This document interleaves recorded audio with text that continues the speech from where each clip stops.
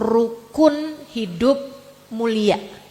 Ya, kalau kamu pengen hidupnya mulia, yang kedua, tinggalkan dosa. Tinggalkan dosa. Jangan mau hidup bergelimangan dosa. Jangan mau hidup belepotan dosa. Jangan mau hidup berkotor-kotor dengan dosa. Sebab kamu tidak dalam masa percobaan.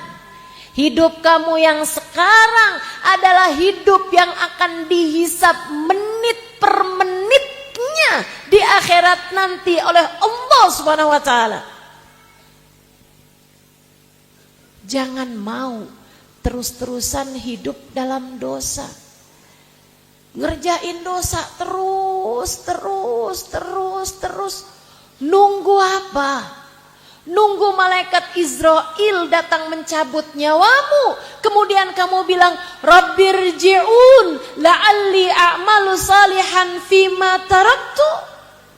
Ya Allah, balikin saya lagi ke dunia ya Allah. Sisakan waktu, saya mau taubat, saya mau sholat, saya mau ibadah, saya mau ngerjain kebaikan yang selama ini saya tinggalkan. Saya mau minta maaf sama orang tua, selama ini saya durhaka. Saya mau minta maaf sama suami, selama ini saya gak benar berbuat kepada dia. Saya mau minta maaf sama anak-anak saya yang selama ini saya zolimi terus-terusan.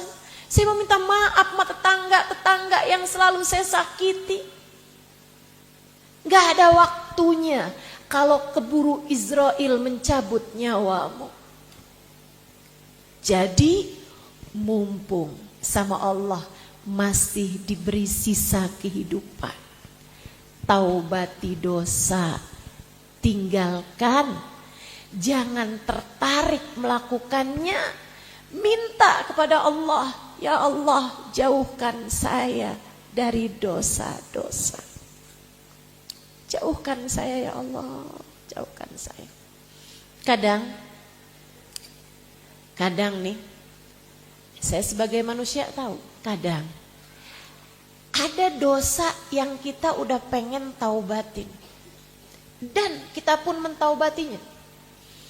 Ya Allah, saya taubat ya Allah, gak bakal lagi ngerjain. Subhanallah, besok-besoknya ngerjain lagi. Betul?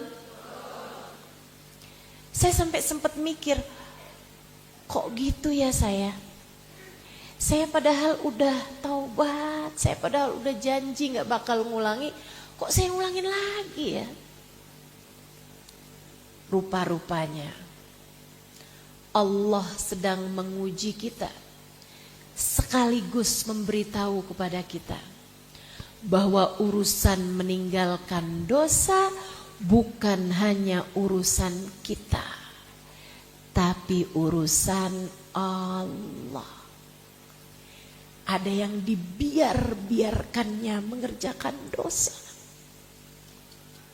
Ada yang dibiarkannya mengerjakan dosa. Kembali lagi melakukannya,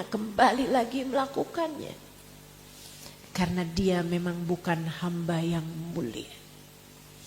Namun ada juga yang kemudian Allah menerima taubatnya, mengangkatnya dari jurang dosa, meletakkannya ke jalan taat, membimbingnya menuju takwa, hingga Allah Subhanahu wa ta'ala mencintai dia. Karenanya, kalau lagi taubatin dosa, jangan bilang ya Allah aku bertaubat kepadamu. Akan tetapi bilang ya Allah karuniakanlah kepadaku taubat padamu. Allahumma rzuqni taubatan nasuha. Ya Allah, karuniakan padaku taubat yang sesungguhnya, membuat aku tidak lagi kembali mengerjakan dosa tersebut. Ya Allah, sebab aku hamba-Mu, aku ingin datang padamu sedangkan Engkau ridho padaku. Dan aku tahu engkau tak akan pernah ridho dengan dosa-dosa. Taubati dosa, taubati. Jangan mau-maunya terus-terusan ngerjain dosa lagi dan lagi dan lagi. Kamu juga jangan beralasan begini, kayaknya dosanya gak seberapa gede deh. Semua orang soalnya ngerjain. Dosa tetap dosa meski seluruh dunia mengerjakannya. Dan pahala taat tetaplah taat meski seluruh dunia meninggalkannya. Begitu Allah murka kepada dosamu, gak ada jalan kembali teman-teman. Tidak ada jalan kembali. Ada ucapan guru saya, Sayyidil Habib Umar bin Hafid. Ucapan Habib Umar bin Hafid membuat saya selalu mengingatkan saya setiap kali diri merasa berani-berani menerjang dosa. Saya selalu ingatkan diri saya dengan ucapan Habib Umar. Kata Habib Umar begini nih, Innallaha la yubali. Allah itu punya sifat tidak peduli. Mau kayak apapun jeleknya seseorang, mau kayak apapun banyaknya dosa seseorang, kalau Allah Subhanahu wa ta'ala melihat dia, memandang dia melakukan satu kebaikan, Allah ridho, Allah akan terima hamba tersebut dimuliakan oleh Allah Subhanahu wa ta'ala. Tapi hati-hati, Allah juga punya sifat la yubali. Allah tidak peduli seberapapun taatnya seseorang, seberapapun banyak pahalanya seseorang, seberapapun banyaknya ibadah seseorang, seberapapun banyaknya hadis Nabi Muhammad yang dia hafal, ayat Al-Quran yang dia hafal, ilmu yang dia kuasai, atau bahkan dakwah yang sudah dia lakukan. Begitu dia melakukan sesuatu perbuatan membuat Allah murka kepadanya, Allah dengan mudah mengusir dia dari kehadiratnya dan Allah tidak peduli.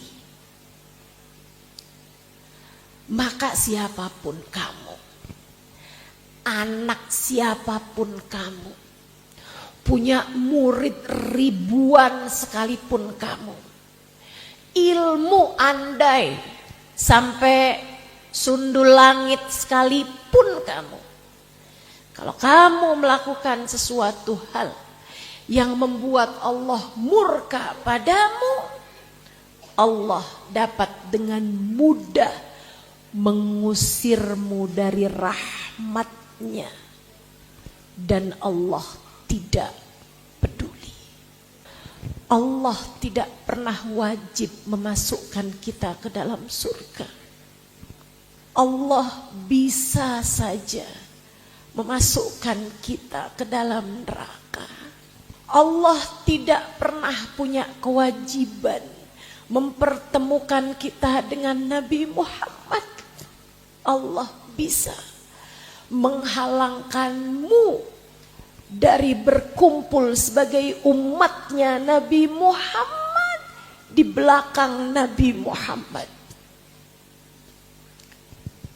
Dan kalau sampai Allah masukkanmu ke dalam neraka atau mengusirmu dari rombongan Nabi Muhammad, kamu bisa apa? Kamu pikir kamu bisa apa?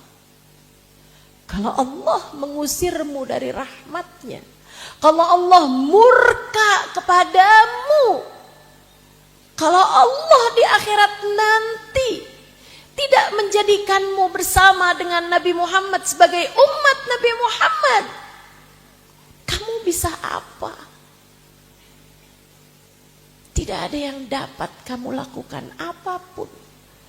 Karenanya nih, mumpung masih di dunia, yang takut sama Allah, sampaikan, ya Allah, ya Allah, karuniakanlah kepadaku taubatan nasuha, taubat yang sesungguhnya, ya Allah. Terimalah aku sebagai hamba-Mu, dan jangan pernah tega mencabut iman yang telah Engkau karuniakan dalam hatiku.